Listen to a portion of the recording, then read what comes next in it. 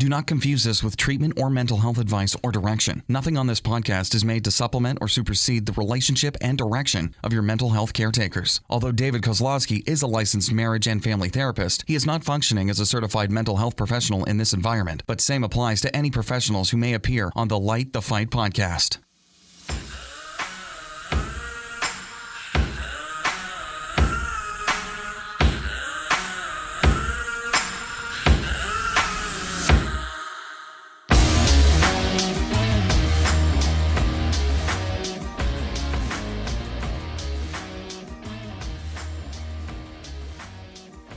Hey, all you Light the Fight listeners. We're back at you. I'm David.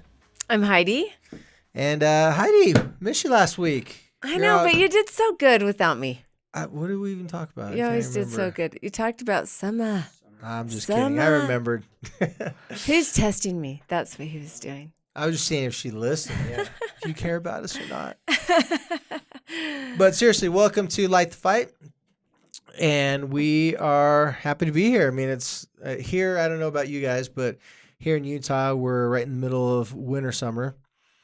And I saw a meme that said something like, it's only rained twice, once for 35 days and once for 45 days. Yeah, there you go.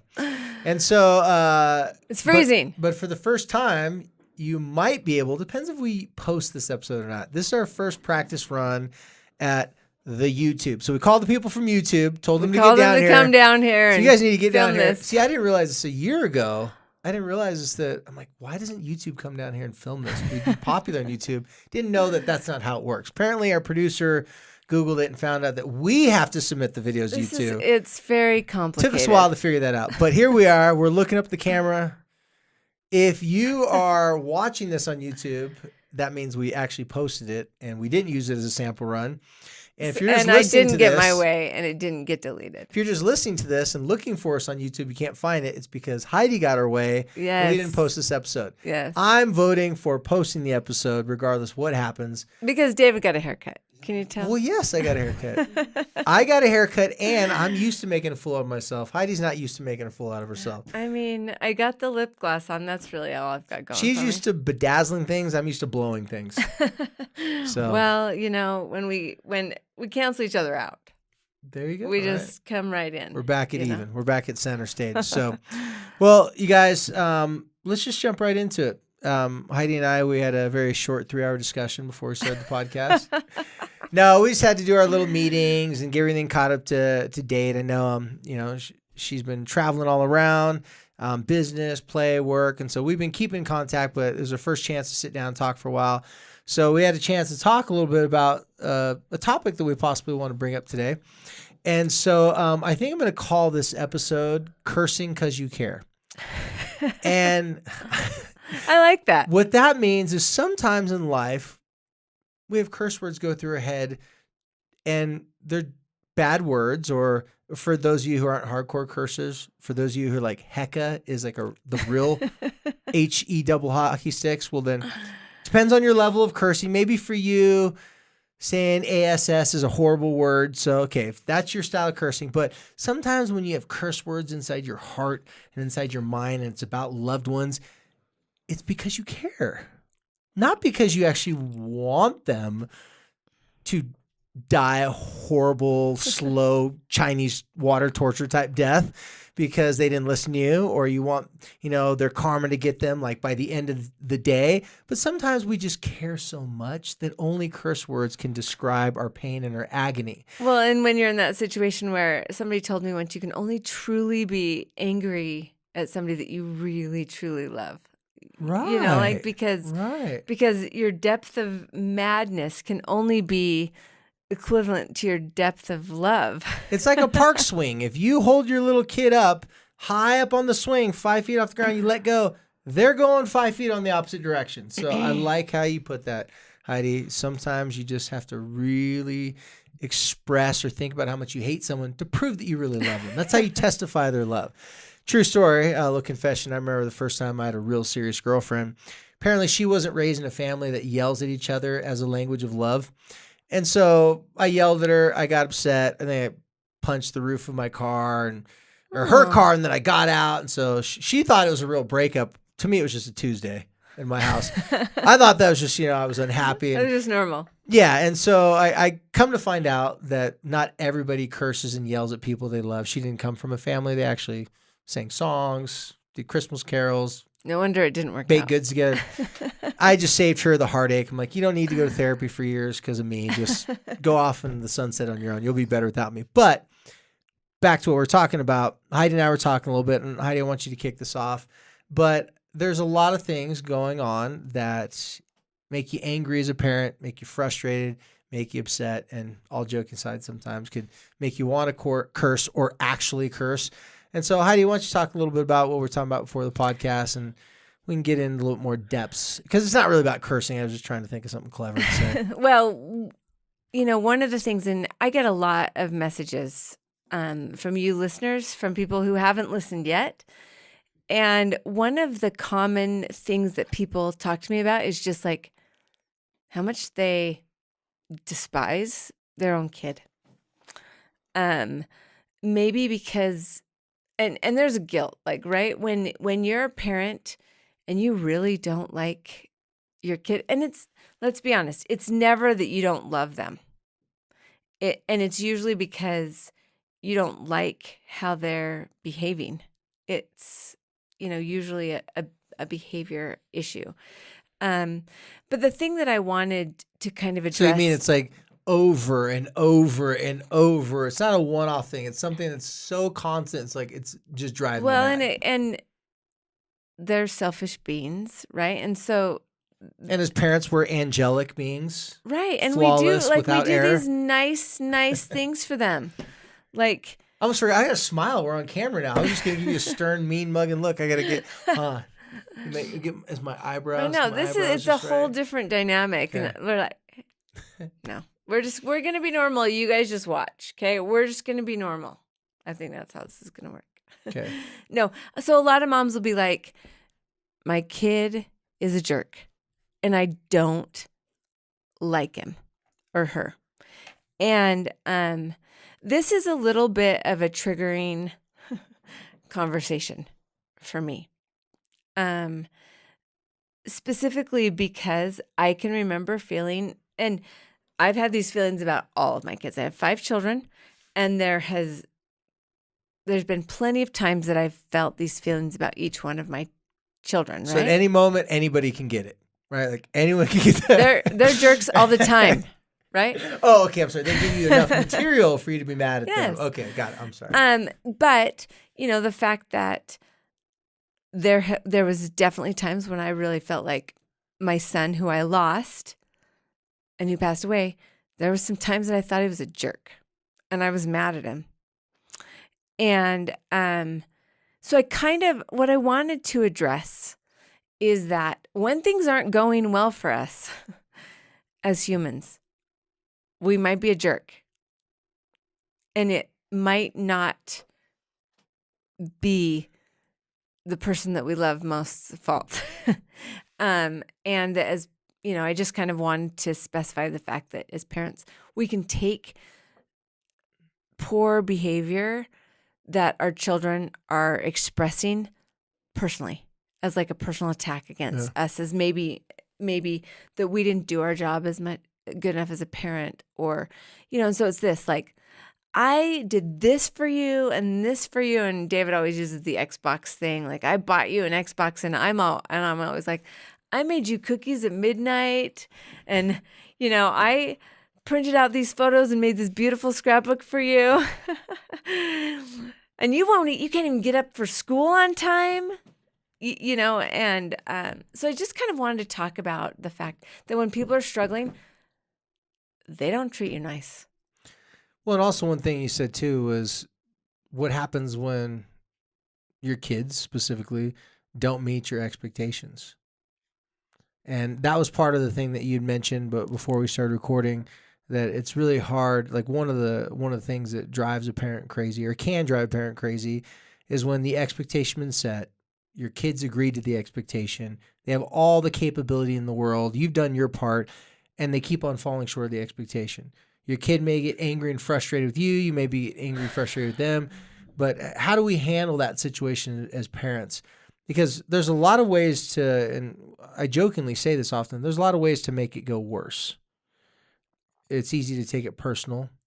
It's easy to feel like, hey, how are we supposed to be a team and work on something? When I did my part, you didn't do your part. Now let's sidelight here just for 1 second, because obviously we're talking about like a teen-child relationship. For those of you listening, I want you to also think about your partners, because there are some times Wasn't that like a teen-child? It certainly can be. It certainly can. Not for you, listener, but for your spouse or your partner. I'm sure they're the ones that act. Whoever's more like listening is the responsible one. Absolutely. For sure. Else you wouldn't be listening to a podcast like this. That's right. Right? You pay your taxes. You listen to Light the Fight. Right? That's You're right. a good, upstanding parent, That's American. right. You're home free. Yeah. So we, in every relationship, expectations that are spoken and not spoken exist, right? Yeah, well, I mean, isn't it hard, though? Let me ask you this, Heidi. Yeah, you have an expectation of your kids, and they have an expectation of you. Maybe their expectation is that when they fail, you don't freak out. Right, that's not a thing. But maybe that's what they want. They're expecting, hey, I'm younger, I'm going to make mistakes. Of course you know more than me, Mom. Like, don't freak out. You should have known that I wasn't going to do this perfectly. And I like, expectations are expectations. They're what we wanted the outcome to be, right? Doesn't always work out that way. And so going back to what we were talking about as far as the cursing and yelling, it's really difficult and frustrating when we have expectations for our loved ones, whether it be our kids or our partners, that aren't met. And a lot of times we feel that we have to be the bearer of that experience. So like, for example, a parent and a teenager, they agree at the end of the quarter, the end of the school year, if they get certain grades, they'll have certain privileges during the summer. Well, now, school year's coming to an end. They didn't meet the grades. But then now the parent is left with being the bad person if they don't let their kid do the things during the summer that their whole life revolves around. It could be a sport camp. It could be some trip or whatever it may be. So a lot of times parents, they feel like they're put in that position. It's like, okay, now I'm the bad person if I don't allow you to meet your dreams, even though you didn't meet my expectations or what we agreed upon. So this is something that in various different ways we give tidbits, little nuggets, as we like to say on Light the Fight, of how to address and handle these situations. And there's a lot of similarities. But in this particular Can I throw one more? Before you give the solution, I want to throw one more expectation issue in the mix, which is, let's say that in your family, everybody plays this instrument or everybody plays this. Excuse you. Pardon you. You okay? Water went down the wrong way. Everybody gets to watch me. This only happens because we're actually on camera. Well, don't cough into the microphone. Cough over there. No, let me cough in the microphone a little bit louder. Okay. I apologize. No, you're good. Just Man, I don't even have a sickness this time. It's totally healthy. Proceed. So I think that there is a real disconnect if you are somebody, and I'm going to give you an example for me. And you joke about it a lot. Heidi's a bedazzler. You guys, I am known for being a crafter. I'm known for being creative. I have my own brand, and people say things to me like this. Oh, I bet your house is decorated so cute. And I think to myself, immediately I think, oh my gosh, my mudroom pile hasn't been changed. The decoration hasn't been changed since Halloween. So you're like, cute, yes, clean, no. I'm thinking of all of these areas in my house that would never live up to this person's expectation. And then I feel like crap about myself. The expectation you imagine that they're imagining. Right. Can proceed.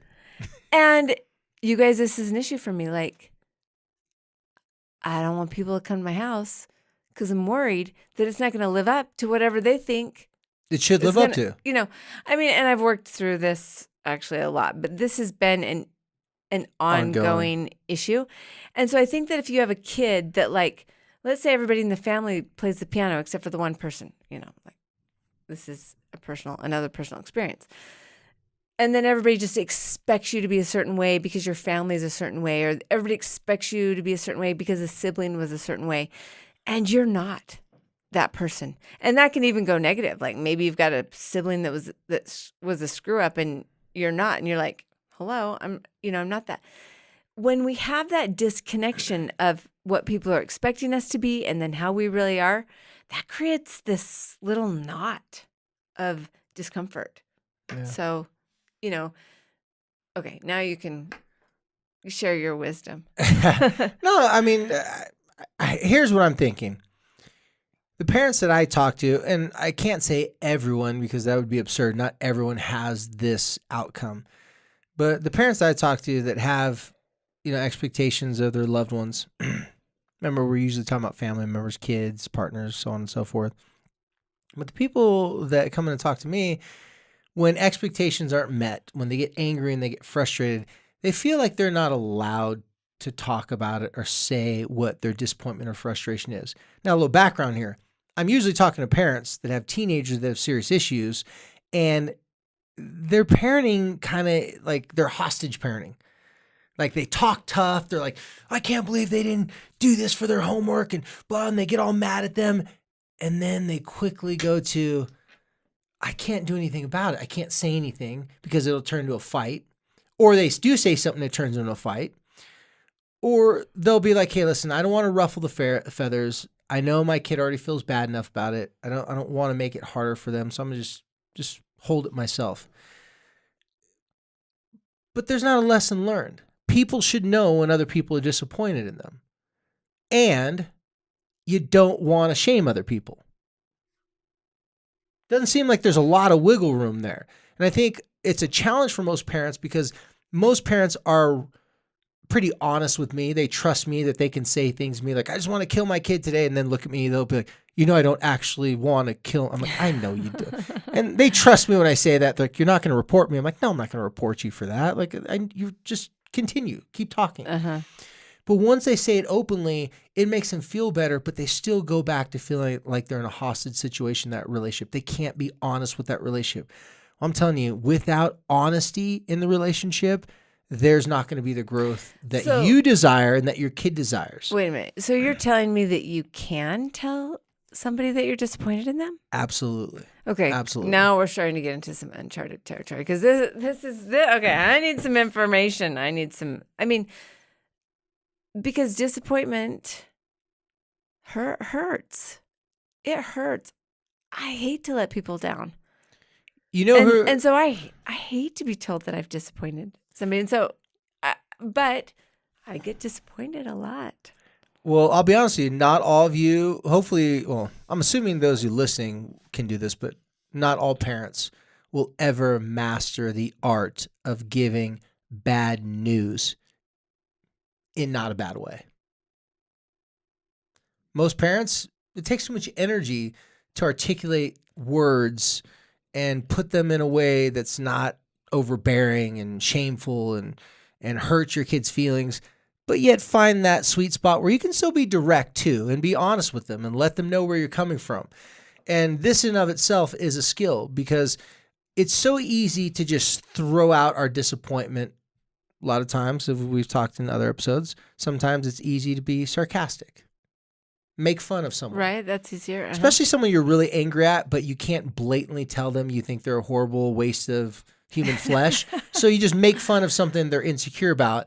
But then that doesn't do anything either except create more resentment and cause disconnection in the relationship.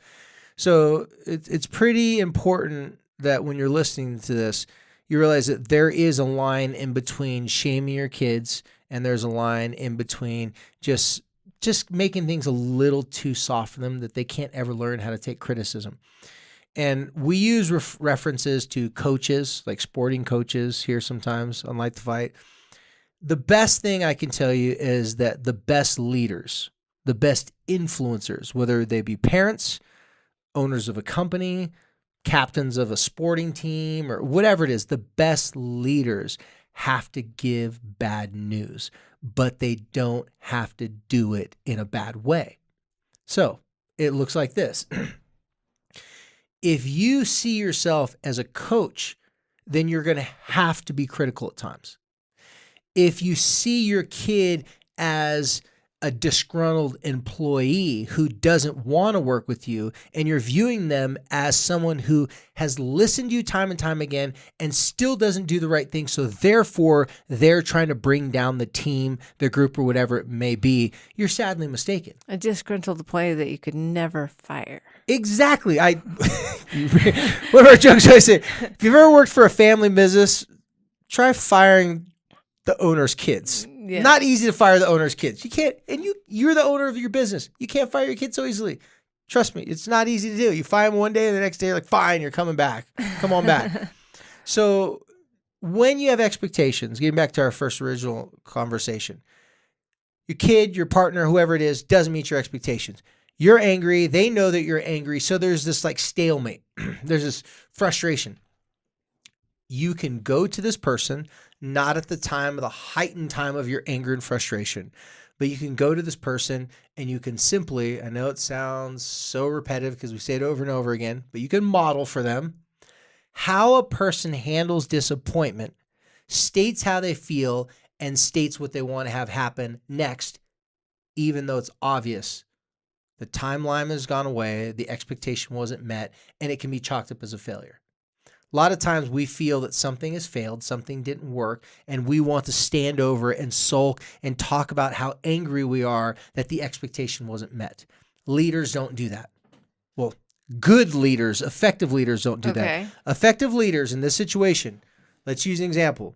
You're a teenager, like I said with the parent, agree last quarter of school, you get certain grades, you're going to go to these certain activities. You don't get certain grades, you're not going to go to these activities. At the end of it, grades come out this week. Your kid doesn't have the grades that they were supposed to get. You're angry and cursing, but then again, like a typical challenged parent who's got their hands tied behind their back is hostage, you don't really say to them that they can't do these things, but you're just angry because now you have to be the bad person that has to ruin their summer, and you go through all these different variations of bad outcomes, and you're so worked up that you don't really get a chance to move and learn and show them how this is just an experience. It's not necessarily a bad experience. So here's what you simply do. Go to your teenager, say, hey, listen, saw the grades. Obviously, it didn't work out the way we had planned. Use the we, right? Team morale. Exactly. If this is for morale, you'd use the we, and then when you use the you, that's when it comes to, so we didn't get to where we're supposed to be, but you get to do the next part now. Okay, so it simply says, hey, listen, I know the agreement was for you to get these good grades, and you're not going to be able to go on these 3 trips during the summer. Tell you what, this one over here, I know this one's going to kill you if you don't go on this trip. So you better come up with something that you could really buckle down, work hard. I mean, blood, sweat, tears. If you really want to go on this trip, even though you broke your agreement over here, or you didn't follow through the agreement. Let's say it's like a trip with the friends out of state, something big, right? That other people are depending upon you going. Well, in order for you to go here, you're going to get yourself there, but you have to come up with a couple ideas that I want you to bring to me, pitch it to me about things that you could do during the summer to still earn this trip. The second one over here, not looking good for you. The first one over here, definitely out of the equation. So the first one, that ship sailed. You're not having this concert you're supposed to go to. At least I'm not paying for it. The second one, tell you what, we're going to have to see how the summer plays out because I don't know if this one's an option for you either. First one's gone. Second one's a maybe. Third one is I'll give you an opportunity, but you got to come to me really pitching me that you have a new plan that you want to negotiate. So what you've done is you've acknowledged the bad news, but you've moved right on, is what you're saying. Okay, so look at it from a business perspective. Someone that you've trained for years to get to a certain position in the company has been continually making the mistake. Do you hire a brand new person who doesn't know your company, doesn't have any experience, and train them for years to get them to a potential so that they can then make those types of decisions? Or do you try to figure out a different place in your company to put this person, different project for them to work on? Maybe you got to work some things around. Maybe they got to have their feet on the fire a little bit. There are some times where you don't have to fire that employee, but you have to tell them you're on notice. Here's what happens. I do not want you to be gone from our company, but I cannot have you doing this type of work and expecting to get paid and results from it. So this is how you say it to your kids. I can't allow you to not do your part and me continue to give you everything in life that you need because you don't want that. By the way, even if they think they do, you just tell them you don't want that because you want to earn it. Give them all those courageous things that you tell people. You want to be your own person. You want to live your own life. You don't want your parents telling you what to do. So here's what we're going to do. We're going to make a different deal. But you're gone from the first thing that you want to do this summer. That's out. There has to be a sting. And instead of getting caught into the I'm disappointed, I'm mad, I'm sad, they will bait you. Your loved ones will say, you're probably mad at me. You're probably disappointed. Guess what? It's a tactic. I'm just a terrible I'm just terrible person. I'm stupid. It's a tactic that all human beings have used to try to elicit sympathy in hopes that they can barter their way out of that situation. Doesn't work that way. You have to create a whole new deal. No, this deal's over. You're getting some consequence because you didn't follow through, and it doesn't have to be that bad if you can come up with a better plan. Let's come up with a different deal, but you have to have your feet up against the fire. So how you approach it when you say it to them, it's all statement form. Listen, I know you're upset. I'm not disappointed in you. I wish that, things would have been differently. Never want to put you as an individual. I'm mad at you. I know that this is killing you. Don't speak too much for this person. Just say, listen, I know this must be a difficult thing, but I also know that you want to earn what you have. So here's what we're going to do. You're not going to get this, but let's come up with another deal so you have a chance to get this. But I'm not giving this one to you. This one you're going to have to really work hard and earn. If they say, well, it really doesn't matter to me. I don't care. I'll just sit at home all summer. Fine. I'll give you a week to decide. Don't make someone decide when they're emotional what the rest of their time is going to be. But the real basis to all this, you have to be assertively vulnerable. You have to go to the person. You have to tell them, hey, listen, this is what's going on. This is what's going to happen. I know you don't like it. I don't really prefer the situation either, but this is what's going to happen. Let your loved ones get used to the feeling of disappointment that they actually could have prevented. Because being disappointed is not a sin. Being disappointed is not a crime, and being disappointed can be a really good reminder to you that you don't want to be the person who's not walking on graduation day. You don't want to be the person who all your friends are going off and do things, but you don't get to do them. Being angry and frustrated that you missed out on great life experiences is good. Because whatever you're not doing to earn you those life experiences, that's going to catch you in the long run. That's going to be nipping at your heels, and you're going to be a person that's going to be 30, 40 years old down the road wondering why people aren't there to bail them out. Correct this mindset now. Say, yes, it sucks. You're going to lose something, but let's try to figure something out. But also what I'm noticing is, and I think that this is what I would be guilty of, is just making it so personal. Like letting that failure just hurt me personally, like make me feel like I'm a bad parent because you didn't succeed here. That's why the cursing that you talked about, where you're cursing this person, make the words go towards who. If you're going to curse at your kid, the natural reaction is to shame and beat yourself up because you didn't do the things. Maybe you cleaned their room when you shouldn't have been cleaning the room. Maybe you babied them too much. Yeah, I could have done this. I could have helped them. I could have enabled or, whatever. I think that there's a lot of, for me, I always, like when something goes wrong, I always think, maybe I should have done this. I should have done this. I should have done this. So I want you to do and that. So I lose that. Okay, so let me interrupt you. What you just said, I want you guys to do exactly what Heidi just said, but flip it upside down. I want you to tell your kids, if you're the type of parent that would normally say, so this is for you parents, that normally say like, I feel bad because like we were so close, like you could have made it, like, if you see your kid getting down on themselves, it's easy to be like, oh no, it's my fault too. I should have done this. I should have got your spelling words out. We should have gone over them, but I went to bed early. Or this is a good place to start because if they want to criticize you, you just go and take it. You start it first. You say, listen, I know there's a lot of things that I could have done better this school year, whatever it may be, that could have made it easier for you. That's on me. And I also know that you could have gotten the grades that you needed to because you've gotten them in the past. So we're just going to bury the hatchet. Here's your consequence. But let's come up with how we can avoid this in the future. Or it doesn't have to be a death sentence consequence. So if you got something in your plans that you really feel like you cannot live without, but there's 3 things, we're going to have to pick a couple to go without. Make them focus on the one that's so important to them. Don't just give it to them. Make them do some makeup assignment type homework thing for it.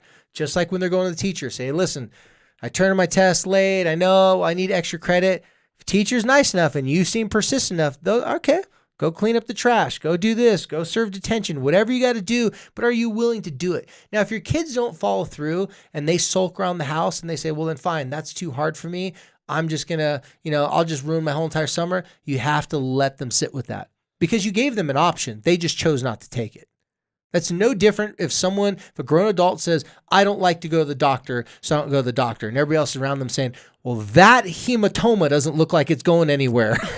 That rash has gotten bad. You might want to go see a doctor instead of just rubbing some ointments on it. Like you might need to actually get some treatment or help, but you can't force someone to see the doctor. How many grown adults, I'm not asking myself, I can just say, I know a lot of grown adults that confess to me all the time that they've had bad experiences. They can't go see the doctor. They're not facing something.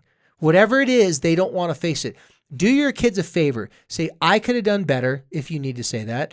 I faltered in these ways and you could have done better and you faltered too. So my consequence is I'm going to sit here and be with you while you don't get to do these things. I'm going to take the brunt from you. You're going to be grumpy and this and that. We're going to deal with this together. And that's hard. It's very hard, but you have to tell them it was their mistake. And they can make up for it. I like that. And if they choose not to make up for it, don't try to convince them into it. Silence is the best motivator. If you're a parent that sits there and try to convince them to see how important it is for them to follow through with the new plan because the last plan didn't work out, you're doing too much. You're doing way too much. If they say, hey, listen, I don't care and I don't want to work hard to make up for it, just sit there for a moment and go, yeah, I get it. Too many parents use sarcasm in those points of, oh, really? Well, that's what you're saying now. What happens 4 weeks from now when you come back begging me for this deal again, but then it's too late? I'm not going to bail you out then and give them some long lecture. No one's listening to that. Just sit there with them, say, I get it. I don't blame you for, if I were you, I'd probably want to give up the whole entire summer too. I'll tell you what, I'll give you some time to think about that. I know this is a lot to handle at once. Love you. Have a good day and walk away. The importance of introducing something, letting them sit with it, because there's no good option when you're telling someone, hey, miss out on 3 things you want to do or just miss out on 2. They're going to think, well, they both suck. Well, yeah, so does paying rent or paying mortgage. Both of them suck. Pick which one you want to do. You're going to have some pain, some frustration, some discomfort. A lot of the young people right now, it's a common thing to avoid discomfort. To not want to be in an uncomfortable situation. Nobody likes to be in an uncomfortable. And parents, we get really good at helping our kids avoid the uncomfortable situation. Now you get to practice sitting with them in their uncomfortable situation. You can still play since you're the owner of the company and they're your employee, okay, we'll make a new contract, a new deal. But there's got to be sting and some sort of consequence that comes from their actions on the first deal. It's hard. I know that there's some things that you don't want your kid to miss out on, or you don't want to enforce that rule, or whatever. And so you wind up just kind of letting go. I mean, I think that happens. After doing this for years, at this time of year, I've seen so many kids that wanted to graduate and walk that didn't. The first 12 to 15 times, it really did break my heart. But then the next 50 to 70 to 100 times, it made me smile. This is hard because and not because I only have 5 kids. Not because I don't have I'm 100 kids. Not because they're not my kids. The kids is helping, but I'm not a masochist. I wasn't yeah, that's what they get for not fulfilling their responsibilities. The reason why it started to make me smile is because every person that I was seeing that didn't walk, we worked through it. Guess what it did? It took the most uncomfortable thing in their life and it said, here's the big problem. The big problem isn't you walking, graduating. It's you doing something consistently. Every time you're supposed to do it, just long enough until it's done. Because there's a whole lot of people walking on that stage that are not the brightest bulbs in the Christmas tree. That are not the smartest kids, that are not getting no awards, but guess what they did? They went to the detention. They made the no grades into grades. They turned in the missing assignments. They figured it out. It may not have looked pretty. It might have been on the last day. Might have been on the last day. And their parents might have had something to do with it. But the point is that the kids that didn't graduate, when I sat with them for weeks of the summer, yeah, those were painful summers. But you know where they're at now? They're not in a place they wish they would have graduated, but they, at least the ones I've talked to in recent years, all said they didn't deserve to graduate. And so it's because they didn't deserve to graduate, something inside of their mind knew that even if they got someone to give them a favor or pull a string, they didn't deserve it. So there's this weird thing. It's like they wish they would have filled it out, but looking back at now, they needed to go through that because that was so embarrassing. It was so disappointing. Their parents that I'm counseling are not even looking at them in eye contact because they knew if you gave eye contact to their kids, the kid's like, see, you just think I told you so. Like you were just, and parents are like, well, I didn't even say anything. I'm like, don't even look at them. Let them sit with it. They got to eat crow. I hope I'm using that terminology right. I think that's how you use it. Right? It's been a lot. I haven't used like old, phrase like that, but they've got to sit with it and it sucks. And it makes me smile, not because I want them to suffer, because I'd rather them suffer right now at 18 than be wondering why they can't pay their bills, why their jobs, oh, they fired me. I only missed like 12 days this month. Like, what? Yeah, it's the 15th, but it was only 12 days, right? Like, the point is there's some just ridiculous, unrealistic expectations that young people have always had, but in today's world, it's out of control. They see too many young people that are millionaires, too many young people that just seem like they wake up and they're in Italy one day and it's like, how these kids travel bloggers when they're 23 years old? Like, how the hell are they affording this lifestyle? There's too much distraction and there's too much false reality. They need to feel some good old fashioned pain, but it can't come from you. It's got to come from life.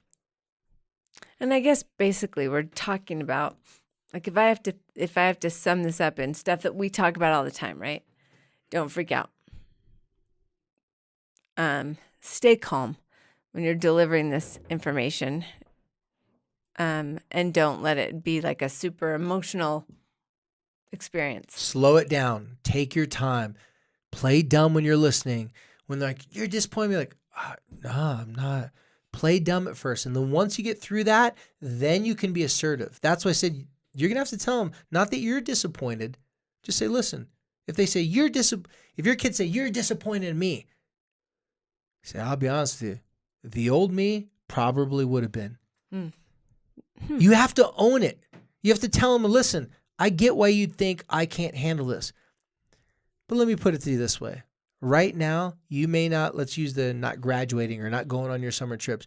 You may have made some mistakes to get you in the position that you're in. And like I said earlier, you can tell them, but you can make up for it. And here's what I can do.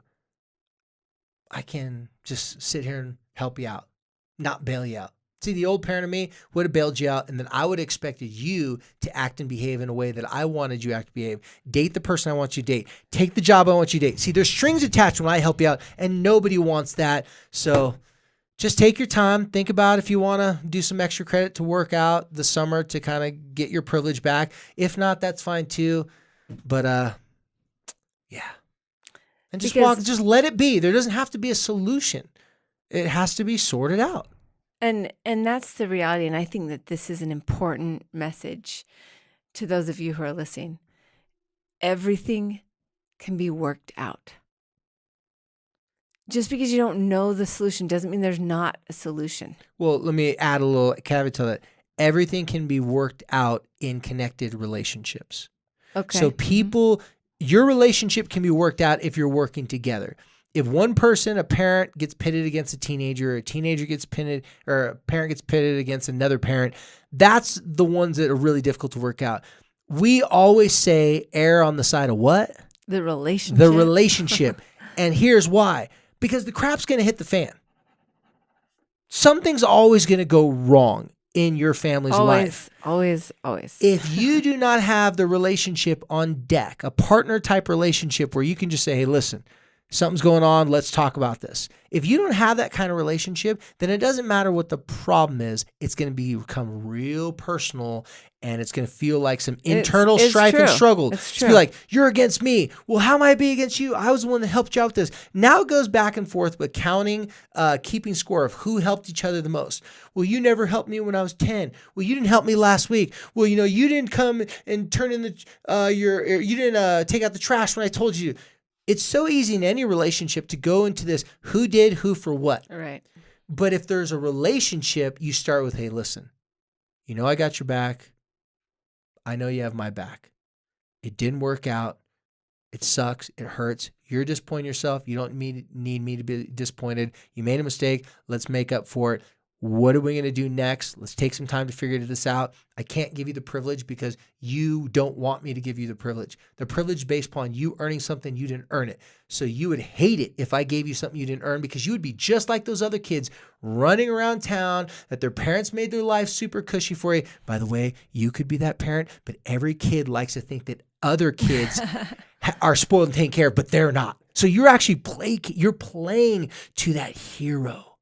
You can figure this out and you can work it out. If they look at you, they'll be convinced, and then they'll turn around and go, well, but I still can't go on the concert trip. Say, well, yeah, but I'm just saying, like, you're going to feel better at some point, but today you feel like crap. So yeah, feel like crap now, you're going to figure it out. Well, it's easier for you to say. You don't have to miss out on your favorite trip. Hey, listen, I get it. You're angry, upset. Let's talk about it later. Do not get baited into continuing the conversation, because it will become personal if it's too long.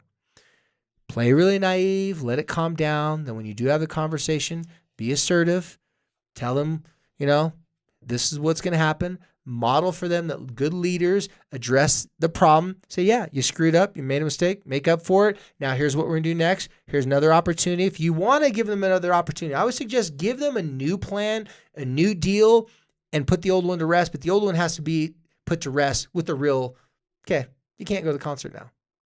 Once they acknowledge you can't go to the concert, then you can start a new deal. When parents come to me and say, my kids are trying to negotiate a new deal without acknowledging what they did in the past.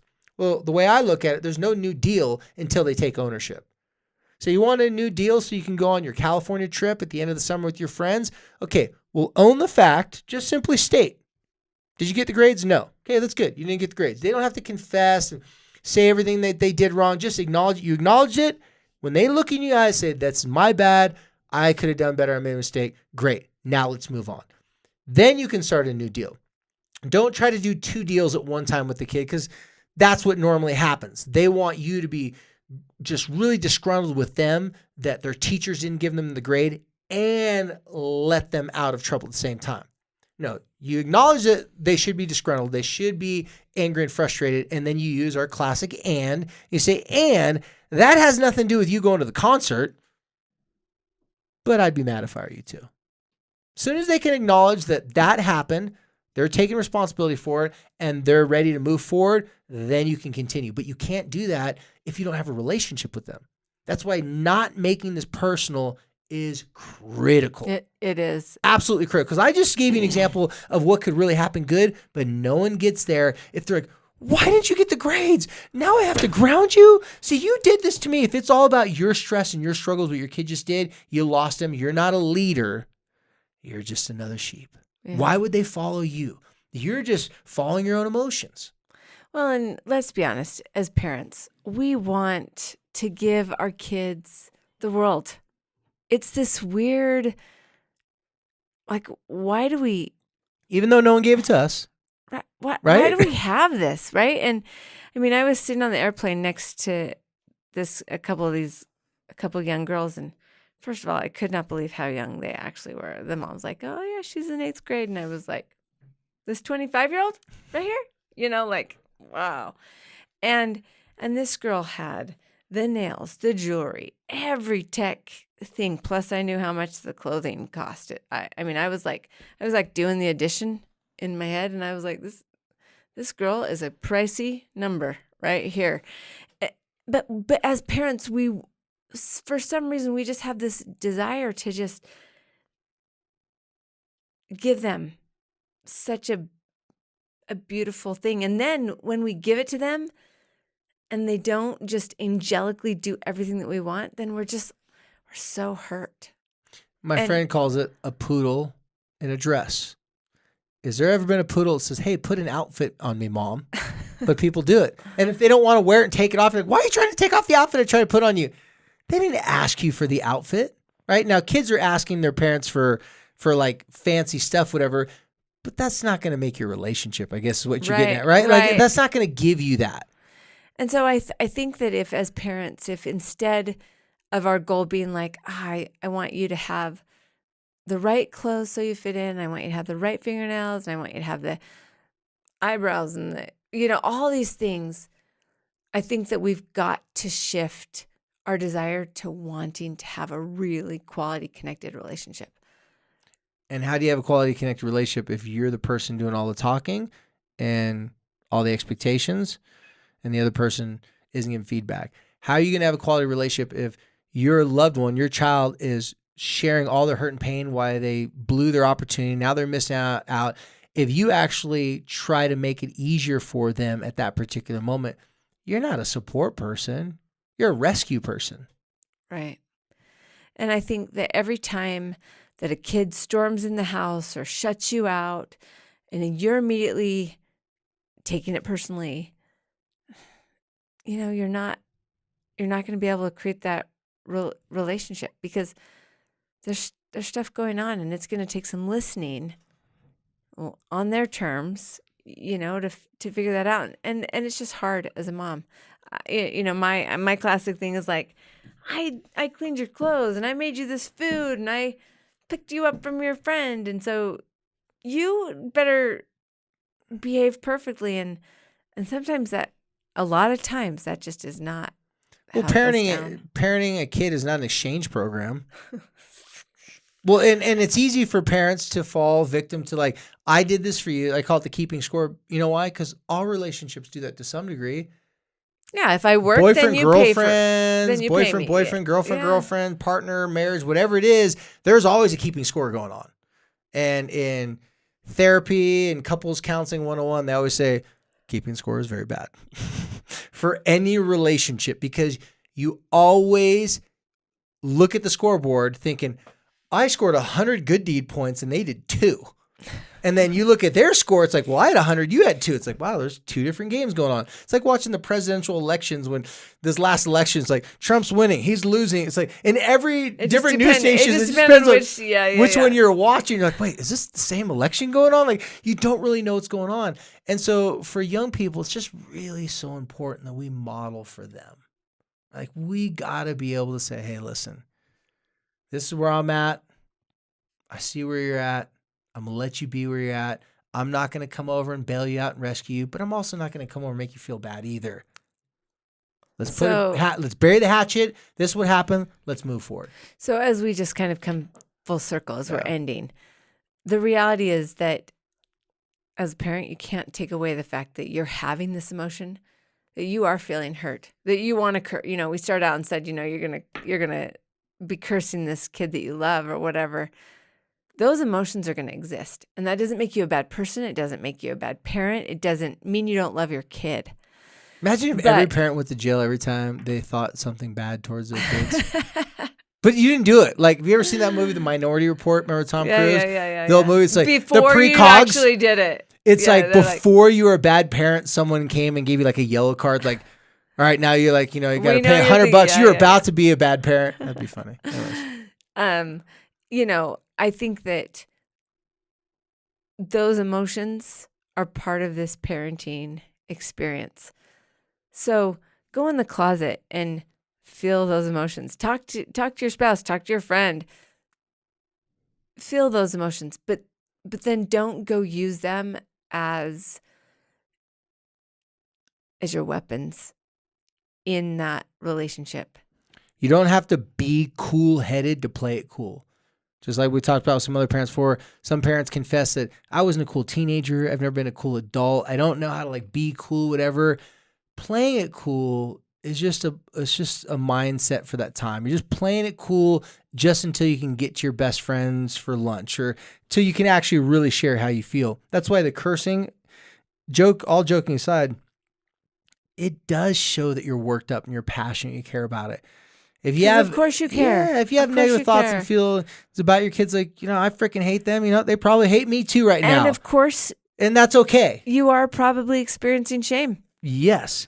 Because when your kids don't do what you want them to do and what's best for them and what you know is best for them, it makes you feel like crap, like you've failed. And that is just how it's just fact. Yeah, if you want to, I'm doing air quotes, live in your truth right now, you can say, I hate my kid. They probably hate me. They're still going to wake up in the morning wanting breakfast, and I'm still going to make it for them. So let's just keep this ball rolling. Like, we can hate each other, but we're still going to do it. Yeah. Right? We sign up like most people aren't going to abandon their whole entire life off of one angry, frustrating thing. I was actually listening to a comedian the other night, like just random Netflix comedy stand-up. He was joking around. Like the times where like I want to like the times he flips out the most and freaks out the most. Like it's like the most stupid, like simple things. Like the times where I'm like, I can't do this anymore. Like whatever. It's like it wasn't because I lost a comedy or like an acting gig. Like those big things that should make. It's like something like one more time my kid does this. It's the breaking point. Right. But what does that tell us about us as people? We're emotional. We are emotional. If you want to live in your truth, your truth is the same as everybody else's truth that loves their kids. You're going to hate them. You're going to love them. You're going to keep on showing up. Might as well show with better information, knowledge, and understanding. And like Heidi said, not taking it personal, taking a deep breath. No, I'm not saying I'm really good at this. No, but she knows the steps. I'm trying to get there. Not taking it super personal, taking a moment, playing naive, playing it cool, letting them vent. Don't answer all the questions. Like if you can't do it right then, take a. This is better over a couple different conversations. The parents who are like super obsessive, like I have to solve problems right now. You're also the parent who has a lot of other problems in communication. And if you're the person sitting here saying, I have to get to the heart of it and I have to get to the bottom, we have to solve it right now. Well, then you got a lot of other things that your fire's burning too bright about. Slow it down. Because some things do take time. Exactly. Slow it down. Yeah, play it cool. Even though you're freaking out, my kid's worrying about the summer. What am I going to do? You don't have to decide today. Tell them we'll talk about it later. And then when the moment's right, honesty. The truth will set you free. Hey, you screwed up? Yeah. You feel bad? Yeah. Okay. I get it. All right. What are we going to do about it now? You acknowledge that you screwed up? Yeah. Okay. Let's move on. I'll give you another deal. As long as you can model for your kids that you can handle their emotions, you can discipline by simply just stating the reality qualifies for some sort of discipline. You didn't do your part, right? That teaches them a valuable lesson that disappointment is just part of life. It doesn't mean you are a disappointment. You just didn't finish something. Say that again. Yeah. Just because you feel disappointment doesn't mean you are a disappointment. Yeah. Just because you made a mistake doesn't mean you are a mistake, right? Yeah. Disappointing things are calls to action. Mistakes are an opportunity to be better, okay? So once you get past that, then you acknowledge them. Hey, listen, I'm here with you. Yeah, the old me would have probably taken it really personal and got mad at you, but the new me is saying, I'm going to let you be mad because I'd be mad too. We'll talk about the end of the week. We'll figure out the rest of the summer. Just slow it down a little bit. That way, when you get to the next conversation, you're talking to a person. You're not talking to a person that's dealing with the disappointment that they didn't make it. Mm-hmm. They didn't show up. And that's a painful reality because a semester and a quarter is a long period of time. And if they have that long period of time for enough proof to show that they missed out on it, then they're going to have a lot of time to really think about how that affected them. And sometimes it means packets over the summer. Sometimes it means not walking. Like I said, all those experiences I've had with people not walking, I can't think of one off the top of my head where they didn't acknowledge I actually needed that. My whole entire life, I was getting past the fact that they didn't let me walk.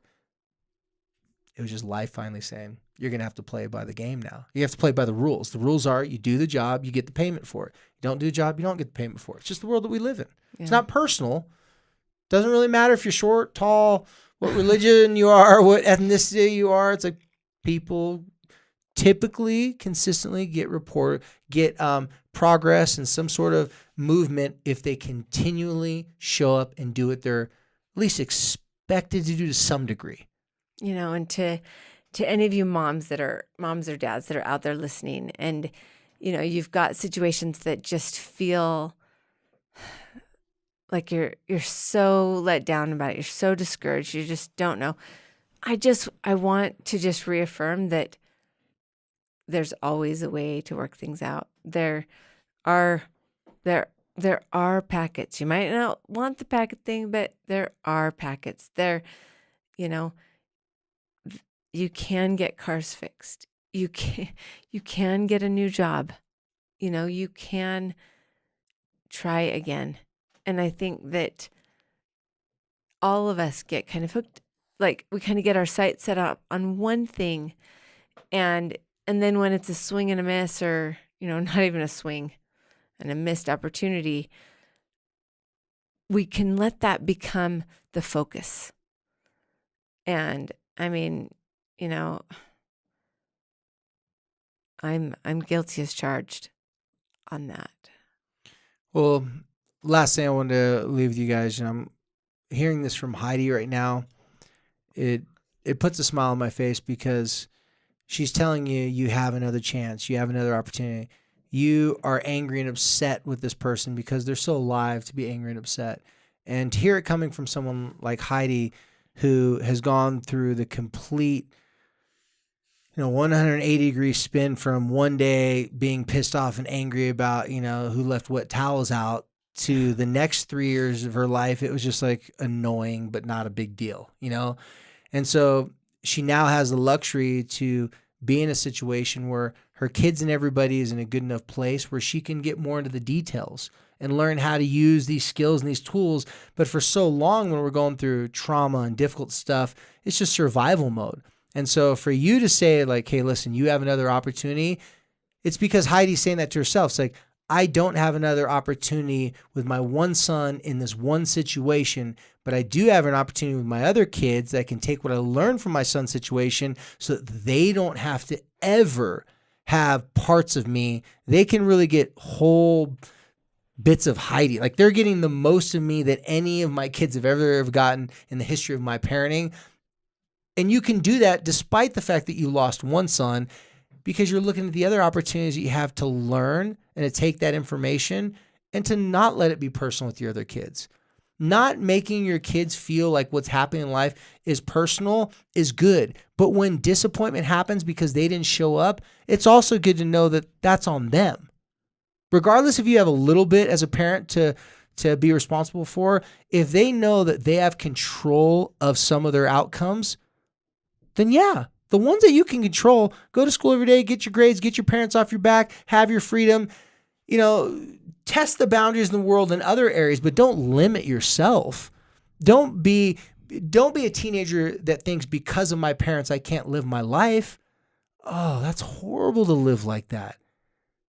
Be the parent that says, hey, because of me, my kids have the space and freedom to make lots of mistakes until they make it up and figure it out.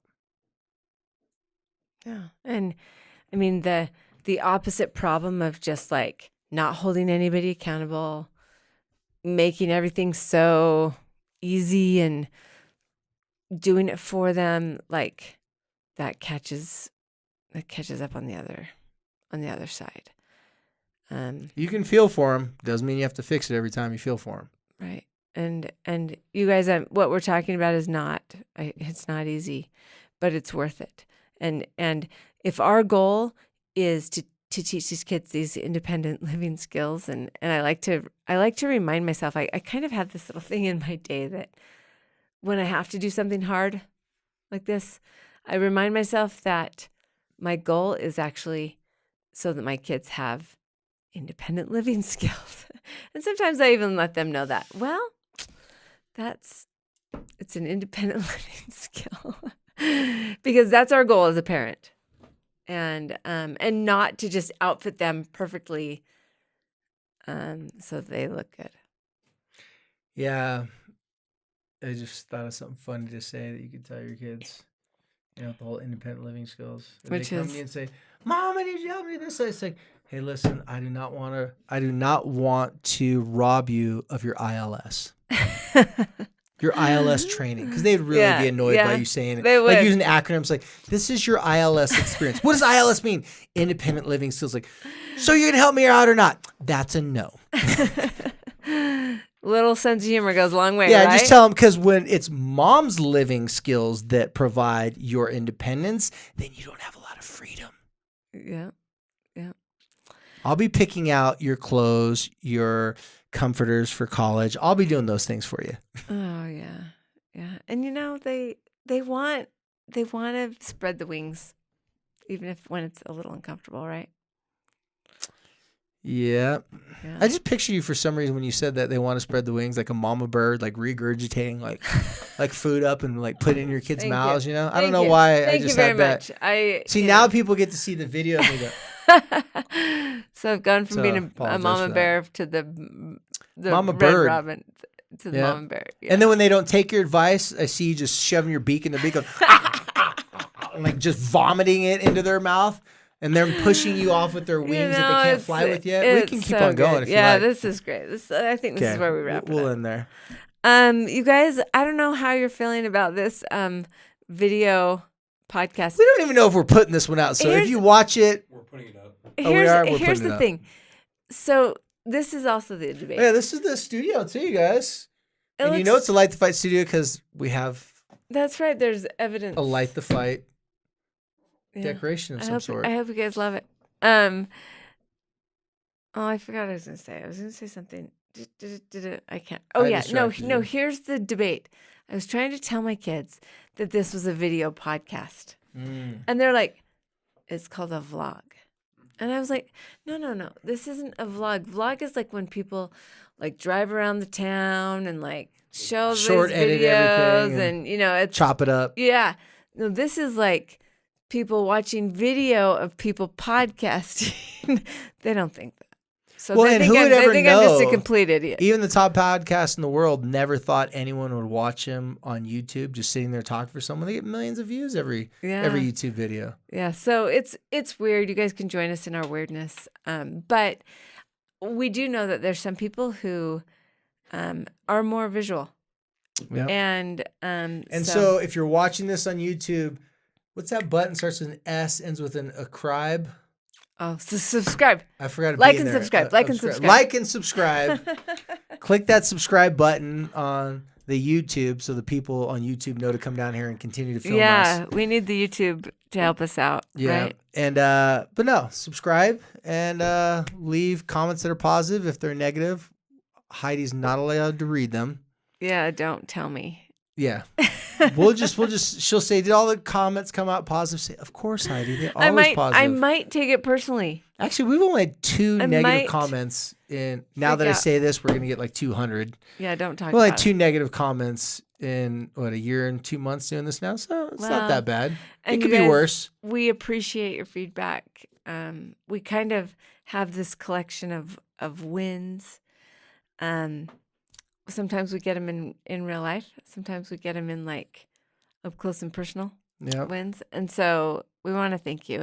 And For all those of you who sent direct messages just to tell us what's going on in your life, to tell us how much the podcast has helped, or just thoughts and feelings, we do appreciate that as well. Thank you for sending those in. Continue to send those in.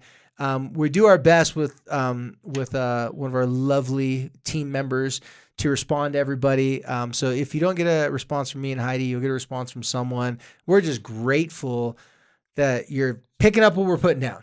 Like, that's what it comes down to it. that's right. And you know what? We know we know it's hard. You know, David, not so much. He doesn't think this I don't is know. hard. Well, I don't have teenagers either. We know that this is hard, and we know that when you're listening, sometimes some of the stuff that we talk about is like, ooh, that was a little prickly. And I feel you on that. So thank you for coming back and listening, even though it is a little prickly. Yeah. And it's interesting I don't normally like to look at numbers. I don't find joy in looking at like all the demographics and all the things that doesn't excite me. But it is interesting to know that you are coming back and listening again and again. And so thank you for that. And like I always say, thank you for helping us to light the fight.